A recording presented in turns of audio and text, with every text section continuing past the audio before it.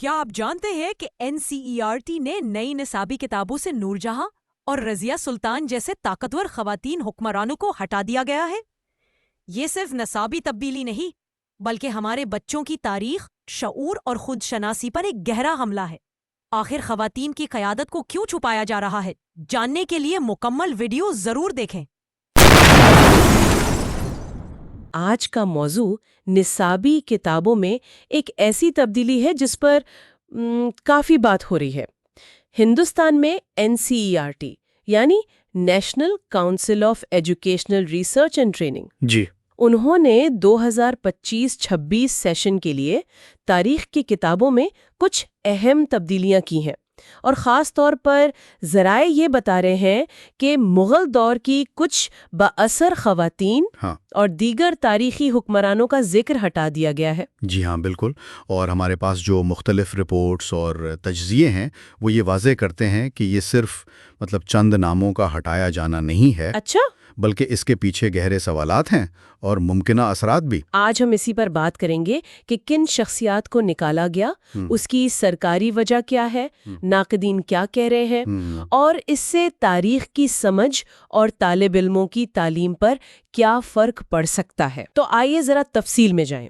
سب سے پہلے یہ واضح کریں کہ کون سی مشہور تاریخی خواتین اس تبدیلی سے متاثر ہوئی ہیں۔ دیکھیں، سب سے نمایاں نام جو سامنے آ رہا ہے وہ ہے مغل ملکہ نور جہاں کا۔ اچھا، نور جہاں؟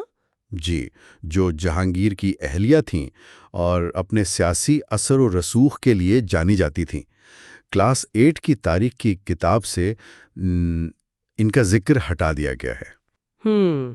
وہ یقیناً مغل دور کی ایک بہت طاقتور خاتون تھیں۔ جی بالکل۔ اچھا، تو کیا یہ تبدیلی صرف مغل خواتین تک ہی محدود ہے یا کوئی اور بھی ہیں؟ نہیں، ایسا نہیں ہے۔ ذرائع کے مطابق رضیہ سلطان کا نام بھی خارج کر دیا گیا ہے۔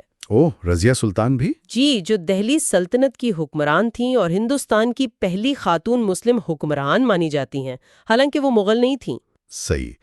ان شخصیات کا ذکر ظاہر ان ابواب میں تھا جو مغل یا سلطنت دور کی انتظامیہ، ثقافت اور معاشرے میں خاص طور پر خواتین کے کردار پر روشنی ڈالتے تھے۔ یہ تو کافی اہم نام ہے، خاص طور پر رضیہ سلطان کا ذکر، وہ تو اپنی مثال آپ تھیں۔ اچھا، اب سوال یہ پیدا ہوتا ہے کہ NCERT ان تبدیلیوں کی وجہ کیا بتا رہی ہیں؟ ان کا سرکاری موقف کیا ہے؟ سرکاری موقف جی یہ ہے کہ یہ تبدیلیاں قومی تعلیمی پالیسی 2020 یعنی NEP 2020 ہاں، NEP 2020 اس کے تحت نصاب کو عقلی بنانا، ریشنلائز کرنے کی کوشش کا حصہ ہے۔ عقلی بنانا؟ اس کا کیا مطلب ہے یہاں؟ مطلب یہ کہ مواد کو کم کرنا، زیادہ منظم کرنا۔ کہا جا رہا ہے کہ مقصد نصاب کا بوجھ کم کرنا ہے۔ اچھا، اور ہندوستانی اقدار اور مقامی روایات پر زیادہ توجہ دینا ہے۔ اچھا، عقلی بنانا، ٹھیک ہے۔ لیکن کیا ذرائع بتاتے ہیں کہ سب اس وضاحت کو قبول کر رہے ہیں؟ کیا اس پر کچھ تنقید بھی ہو رہی ہے؟ بالکل بالکل، اس پر کافی تنقید ہو رہی ہے۔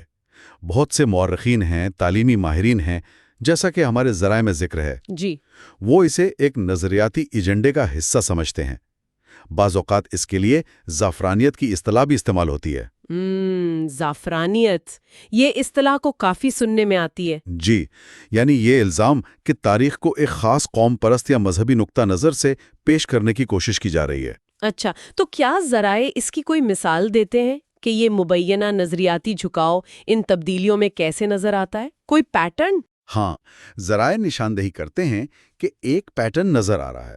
مثلاً دہلی سلطنت اور مغل ادوار، ان کے ذکر کو کم کیا جا رہا ہے۔ اچھا، اور بعض اوقات ان کے منفی پہلوؤں جیسے سیاسی عدم استحکام یا مندروں پر حملوں، ان پر زیادہ زور دیا جا رہا ہے۔ دوسری طرف ہندو حکمرانوں جیسے مراٹھا، ان کی کامیابیوں کو زیادہ اجاگر کیا جا رہا ہے۔ تو ایک طرح کا توازن بگڑ رہا ہے، کہہ سکتے ہیں۔ اسی تناظر میں رضیہ اور نور جہاں جیسی بااثر مسلم پس منظر رکھنے والی خواتین کو ہٹایا گیا ہے، جبکہ کچھ ذرائع یہ بھی بتاتے ہیں کہ مراٹھا رانی تارا بائی جیسی شخصیات کو نئی کتابوں میں شامل کیا جا رہا ہے یا زیادہ نمایاں کیا جا رہا ہے۔ اچھا، NCERT نے ریشنلائزیشن کے علاوہ ان مخصوص ناموں کو ہٹانے کی کوئی تفصیلی وجہ نہیں بتائی ہے۔ تو یہ صرف مواد کم کرنا نہیں لگتا، بلکہ شاید توجہ کا مرکز تبدیل کرنے کی کوشش ہے۔ اس کے نتائج کیا ہو سکتے ہیں، خاص طور پر طالب علموں کے لیے؟ پہلا تو یہ کہ تاریخ میں خواتین کی قیادت کی مثالیں کم ہو جاتی ہیں۔ جی رضیہ سلطان اور نور جہاں جیسی خواتین جنہوں نے اس وقت کے مردانہ معاشرے میں اختیارات حاصل کیے، وہ نوجوان نسل خاص طور پر لڑکیوں کے لیے اہم رول ماڈلز ہیں۔ بالکل، رول ماڈلز۔ تو ان کی غیر موجودگی تاریخ کے ایک زیادہ آپ کہہ لیں مردانہ ورژن کو تقویت دے سکتی ہے۔ صحیح، یعنی رول ماڈلز کا کم ہونا ایک بڑا مسئلہ ہے۔ اور تعلیمی لحاظ سے اس کا کیا اثر ہوگا؟ تعلیمی لحاظ سے دوسرا اہم نقطہ یہ ہے کہ یہ صنفی شمولیت یعنی جینڈر انکلوژن کو کمزور کرتا ہے۔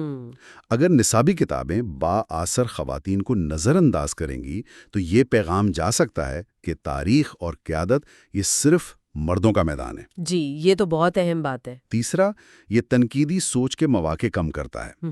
مختلف قسم کے تاریخی کرداروں کا مطالعہ طالب علموں کو معاشرتی ڈھانچوں اور صنفی کرداروں پر سوال کرنے کی ترغیب دیتا ہے۔ صحیح۔ اور چوتھا، یہ نوجوانوں خصوصاً لڑکیوں کی حوصلہ افزائی اور خود اعتمادی پر بھی منفی اثر ڈال سکتا ہے جب وہ اپنی تاریخ میں خود جیسی مثالیں نہیں دیکھیں گی۔ بالکل، یعنی یہ صرف تاریخ کا سبق نہیں بلکہ اس سے آگے کی بات ہے۔ جی بالکل، اور ایک اور اہم نقطہ جو ذرائع بتاتے ہیں وہ یہ کہ یہ تبدیلیاں اکیلی نہیں ہیں۔ اچھا، مطلب اور بھی کچھ ہوا ہے؟ جی، پچھلے کچھ سالوں میں ذات پات کے امتیاز جیسے موضوعات، مغل دور کی کچھ کامیابیاں اور گجرات فسادات جیسے دیگر حساس یا تکثیری موضوعات کو بھی نصابی کتابوں سے یا تو کم کیا گیا ہے یا ہٹا دیا گیا ہے۔ اوہ! تو یہ ایک وسیع تر رجحان کا حصہ معلوم ہوتا ہے۔ تو اگر ہم ساری بات کو سمیٹیں تو نور جہاں اور رضیہ سلطان جیسی تاریخی خواتین کو نصاب سے نکالنا یہ صرف چند صفحات کی تبدیلی نہیں ہے۔ نہیں، بالکل نہیں۔ یہ اس بات پر ایک گہرا سوال ہے کہ ہم اپنی تاریخ کو کیسے دیکھتے ہیں، خواتین کے کردار کو کیسے سمجھتے ہیں اور ہماری تعلیمی ترجیحات کیا ہونی چاہیے۔ بالکل، یہ تبدیلیاں جنہیں نصاب کو عقلی بنانے کا نام دیا گیا ہے ان پر بحث جاری رہے گی، کیونکہ ان کا تعلق براہ راست اس سے ہے کہ ہندوستان کی اجتماعی یادداشت نے خواتین کی نمائندگی کیسی ہو جی، اور تاریخی قیادت کو کس نظر سے دیکھا جائے۔ اور جاتے جاتے سامعین کے لیے ایک سوچ کا زاویہ، جب تاریخ کی کتابوں سے کچھ کہانیاں یا کردار ہٹا دیے جاتے ہیں تو یہ سوچنا اہم ہے کہ کون سی کہانیاں باقی رہ جاتی ہیں، کن آوازوں کو خاموش کر دیا جاتا ہے، اور یہ انتخاب آنے والی نسلوں کے اپنے ماضی کو سمجھنے کے انداز پر کیسے اثر انداز ہو سکتا ہے۔